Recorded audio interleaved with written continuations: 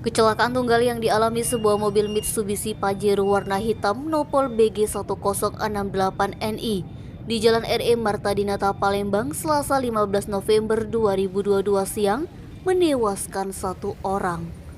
Mobil menabrak gerobak dagangan gorengan.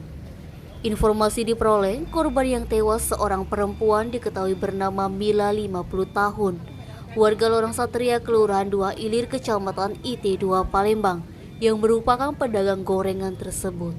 Jasad korban langsung dievakuasi petugas ke RS terdekat untuk kepentingan kepolisian. Korban merupakan pedagang gorengan yang gerobaknya ditabrak oleh Pajero hitam tersebut. Sebelum terseret dan terlindas, gerobak gorengan korban berada di atas trotoar di Jalan RE Marta Dinata, persisnya di simpang Lorong Satria, samping kantor Lurah 2 Ilir, Kecamatan IT2 Palembang. Warga di lokasi kejadian mengatakan gerobak dan korban terseret hingga ke depan kantor Lurah 2 Ilir.